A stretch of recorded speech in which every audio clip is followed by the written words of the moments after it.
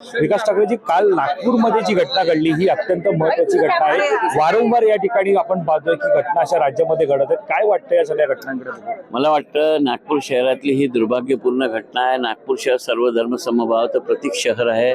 सगळ्या धर्माचे लोक एकत्रितपणे राहतात तिथे आणि प्रेमाने राहतात सगळे। काही समाजकंटक जर अशा घटना घडाव्या यासाठी पुढाकार घेत असतील, त्यांचा बंदोबस्त सरकारने करायला पाहिजे।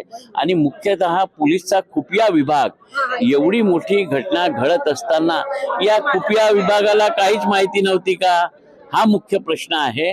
तर ही सारी चौकशी व्हावी, सामान्य जनतेचं जे नुकसान झालं आहे त्यांची नुकसान भरपाई व्हावी। आता दहशतीमध्ये जे लोक आहेत त्यांना त्यातून सुटका मिळावी, अनेक प्रश्नावर आता सभागृहात चर्चा होईल। पण नागपुरामध्ये मुख्यमंत्री देवेंद्र फडणवीस आहेत, स्वतः नितीन गडकरी केंद्रीय मंत्री आहेत आणि चंद्रशेखर बावनकुळे पण आहेत। अशा तीन बलाढ्य तिकडे नेते असताना सुद्धा अशा प्रकारच्या घटना घडतात। कसं आहे, हे नेते सगळे राज्याचे मंत्री झालेले आहेत, ते भारताचे मंत्री आहे।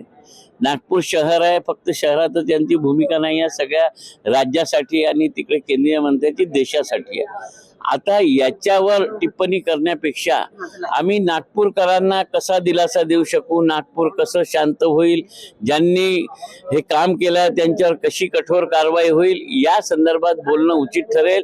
मला वाटतं की हे फेलीवर पोलीसच्या खुफिया विभागाचं आहे।